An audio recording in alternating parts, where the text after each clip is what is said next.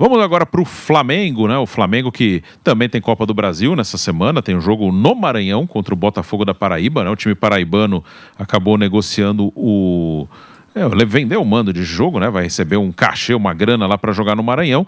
Mas o Wesley, jogador muito valorizado do Flamengo, jovem jogador que esteve na seleção brasileira na última temporada. A informação é que o staff do jogador esteve na Europa, se reuniu com alguns clubes europeus e que tem a janela de meio do ano. E o Wesley é um jogador muito valorizado, um jogador que o Flamengo pode acabar negociando esse ano ou num futuro próximo. Quase foi para a Atalanta, acabou permanecendo, mas até pela idade, né, esse conjunto, idade, qualidade, é um jogador hoje, talvez o de maior valor de mercado do elenco do Flamengo. Mauro, sobre o Wesley, imagino que de oficial não tenha nada até agora, mas é um jogador que o Flamengo, se negociar no meio do ano, é uma coisa mais ou menos planejada, assim, que há possibilidade, não seria uma grande mudança de planejamento, é uma coisa que dá para imaginar que existe a possibilidade de acontecer e o Flamengo já conta mais ou menos com isso? Sem dúvida, conta com a venda, como conta com a venda do Alcaraz, que está um pouco mais complicada, né? Porque o Alcaraz teria que bater 6 jogos como titular na Premier League, só fez 4, e agora o Everton está colocando sempre no segundo tempo, nitidamente para não chegar aos 6 jogos, não bater a meta e não ficar obrigado a contratar pelo preço estipulado. Aí vai lá e faz uma proposta para contratar por menos. Aí cabe ao Flamengo negociar bem. De repente aceitar um valor menor, mas pegar um percentual de venda futura, por exemplo, que pode ser até mais lucrativo se o jogador for bem e depois acabar sendo bem vendido para um outro time da Inglaterra ou da Europa em geral. E o Wesley eles contam também com a venda, né? Contam com a venda do Wesley, querem trazer um jogador para a posição da Arrascaeta no meio do ano. E outros setores também sejam reforçados também. E no caso específico da lateral direita, se o Wesley sai, acho que automaticamente eles têm que buscar um outro jogador, né? Até para um lateral com uma característica mais próxima da dele, que não é o caso do Varela, que é o outro homem da posição. Mas o Flamengo não só espera, como eu diria que conta com essa grana. Espera vender aí por 35, 40 milhões. Não sei se consegue chegar a tanto, que é um lateral, uma posição que não é tão valorizada para jogadores que atuam fora do mercado europeu, né? Mas espera vender por um dinheiro elevado e acho que a possibilidade é grande, né? Os representantes do jogador estão aí viajando para dar uma prospectada no mercado e ver aí qual vai ser o tamanho do bolo, né? Tem muita gente interessada nesse bolo. O Wesley é um jogador muito valorizado, Vampeta. Ele quase foi para a Atalanta há um ano, mais ou menos, né, na janela do meio do ano passado, permaneceu na última hora, acabou ficando no Flamengo e ganhou um status maior, né? Que naquele momento que ele estava para ser negociado com a Atalanta, ele não era titular do Flamengo, era até muito criticado, e depois disso ele virou titular. Quando o Felipe assumiu, o Felipe colocou o Wesley como titular, o Varela vinha jogando com o Tite, e o Wesley cresceu de produção, participou do título da Copa do Brasil, chegou à seleção brasileira, virou um jogador com outro status. Você gosta do Wesley? Você acha que ele se encaixa bem no futebol europeu? É um jogador também para a seleção brasileira, pensando em Copa de 2026? O Brasil hoje é uma posição que tem mais dificuldades, são na lateral direita e lateral esquerda. Tanto que a gente comenta aqui, eu comento com você que o meu lateral esquerdo dentro da seleção seria o Alexandre. E o meu também. Para lateral direita, hoje o Hélio é o melhor que tem no país mesmo. Tanto quem joga fora e quem joga aqui no Brasil. Olha só a dificuldade que tem na beirada do campo. Aí sim, aí que eu falo que o atleta começa a se preocupar assim. Por exemplo, o Hélio foi convocado para a seleção. Vai ter convocação, agora ninguém sabe quem é o treinador, qual vai ser a ideia do treinador novo. Porque quem vai na última fica com esperança, né? Pô, vou ter que voltar, valoriza mais. O jogador que é de seleção tem um contrato melhor. Se fosse o Ancelotti, quanto que o Ancelotti conhece o Wesley, por exemplo? Né? Olha só como é que é, né? E aí fica nessa expectativa. Quem será o treinador da seleção? Será que eu vou ser convocado de novo? Por quê? O que te leva a ser convocado é você jogando bem no clube. E o Hélio foi convocado porque voltou a jogar bem no Flamengo, tá bem, tem propostas aí, né? E é uma posição carente no futebol brasileiro. No futebol mundial, eu acho que quem ainda tem laterais sobrando são os ingleses. A Inglaterra tem muito lateral direito e lateral esquerdo. Mas no futebol mundial faz muita falta. Você vê que o Koundé é um zagueiro que o Barcelona adaptou de lateral direito, tá ali há um tempão. O próprio Real Madrid bota o Valverde e o Lucas Vázquez, né? Só falar assim, as grandes equipes do mundo. O Carvajal machucou e não tinha muita opção. E o Vázquez era atacante antes também. Então, da ponta direita, mais ou menos, né? Um atacante pelo lado direito. Então não tem muita... É uma posição que tá cada vez menos opções no futebol, no mundo. E um lateral direito que virou zagueiro é o Danilo, né? O Danilo que está no Flamengo, hoje jogando como zagueiro. E ele falou sobre o técnico, Felipe Luiz, né? Seu companheiro de Flamengo. E o Danilo elogiou bastante o Felipe Luiz, foi companheiro do Felipe como atleta e agora é treinado pelo Felipe. O Danilo elogiou numa participação no programa do Galvão Bueno.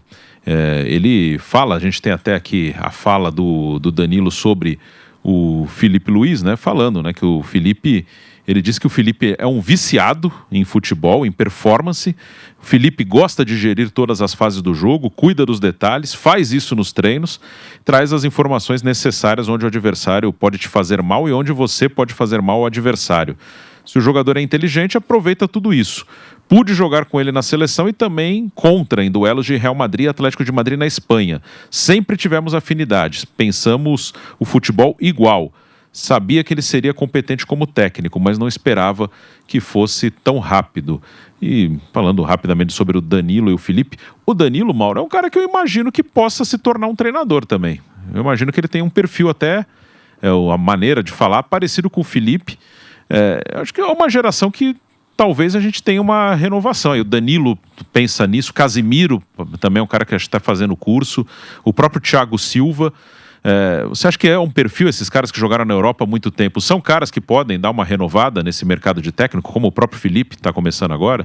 Eu acho que isso passa muito por dois aspectos, né? Um é essa vontade de trabalhar com isso, né? O caso do Felipe Luiz, o Danilo, que ele é um viciado, tem que gostar muito, né? Eu acho que para ser um bom técnico, o cara tem que gostar muito, se dedicar muito, se empenhar muito. Não dá para ser só com o nome, né? O cara foi um jogador famoso, vai ser o técnico. Não vai adiantar. Então, vejamos aí, né? O caso do Thiago Silva também, ele quer ser técnico. Até uma informação que quem trouxe até outro dia foi o José Ilan. Ele tem até a comissão técnica já, o Marcão vai ser o auxiliar dele. O Marcão que é o auxiliar fixo do Fluminense, né? Mas não sei se ele vai começar a carreira do Fluminense, né? Enfim, quando parar de jogar, porque ele segue jogando. Mas é isso. Agora, o pessoal fala muito isso do Felipe Luiz. O Felipe Luiz é muito dedicado, isso não resta a menor dúvida, né? Mas ainda é um técnico em formação, né? O Flamengo tem sido muito elogiado, mas são muitos extremos, né? Contra o Inter, domina o jogo, não consegue fazer o gol da vitória. Contra o Vasco, fica um 0-0. Contra a LDU, faltou um ímpeto ofensivo. A defesa está muito bem. 5 jogos sem ser vazado. Pouquíssimas finalizações na direção do gol do Rossi. O Rossi tem trabalhado pouco porque a bola quase não vai na direção do gol. Em média, nesses jogos, os adversários acertaram 1,4 finalização por jogo na direção do gol. Então é muito pouco, praticamente ninguém chuta na direção do gol. Ele sai para cortar um cruzamento ou outro e tal, a bola é recuada, ele joga com os pés. Então isso mostra que o sistema defensivo está funcionando muito bem. Mais regular e mais preciso do que o ataque. Porque o ataque, você pega os gols, tem muitos gols do Flamengo no campeonato, mas 10 foram em 2 jogos. 6 no Juventude e 4 no Corinthians. Né, mas não conseguiu vazar a defesa do Vasco com uma infinidade de oportunidades. Né? Então ainda é um time em formação, se ajustando.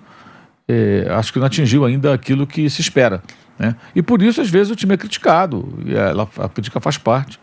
Embora o técnico tenha demonstrado uma certa impaciência com comentários não muito favoráveis ao seu trabalho na última coletiva. Alguns são realmente exagerados, né? Só que ele falou em linhas gerais, né? Ele não foi específico, deveria ter sido. E tem realmente, depois do jogo da terça-feira da semana passada, contra a LDU, que foi um resultado razoável, né? O Flamengo tinha que não perder. Assim, o importante é tem que ter estratégia. Ali, na altitude, era não perder. Dava para ganhar? Dava. Faltou o quê? Um pouco de ousadia no ataque, no primeiro tempo especialmente. Mas criou muito pouco. Mas também correu muito risco, não. Correu poucos riscos no jogo. O que é raro jogando na altitude, né? Muito cruzamento, chute de fora da área, os times da altitude sempre dão muito trabalho. Vê o caso do Palmeiras, fez 2 gols, depois tomou 2 gols. O Flamengo conseguiu suportar bem, faltou ímpeto ofensivo. Parecia que o Flamengo tinha tomado a goleada na altitude.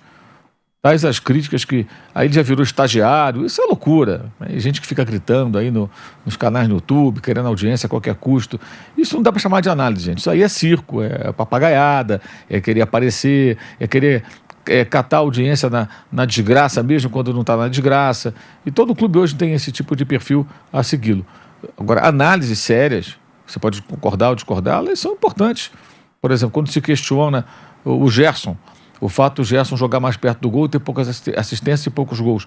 É uma crítica natural e construtiva até. Um jogador do nível dele, é muito bom jogador. Perto do gol, ele precisa ter números melhores. Né? Jogando como volante, não. Evidente que não. E aí quando se fala isso, não significa que o Gerson não presta, que ele não joga nada. O Arrascaeta mesmo, agora tem torcedor de jogador também, né? Aí tem torcedor da Arrascaeta que fala, critica agora o Arrascaeta. Meu Deus, por que criticar agora se o cara está jogando bem? Agora, quando ele sai cansado aos 10 do segundo tempo, aquela cara de exausto, não consegue terminar um jogo, some das partidas, não decide jogos, não aparece, bem, aí é sinal de que ele tem que ser criticado. Se machuca toda hora. Por quê? Tem que ser questionada a situação física dele. É óbvio isso.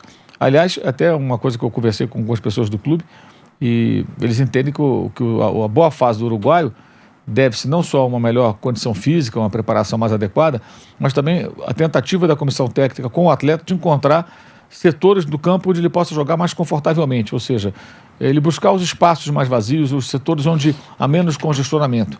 E tem dado certo, mas ele tem um desafio agora, para fazer esse jogo de forte pressão no campo do adversário.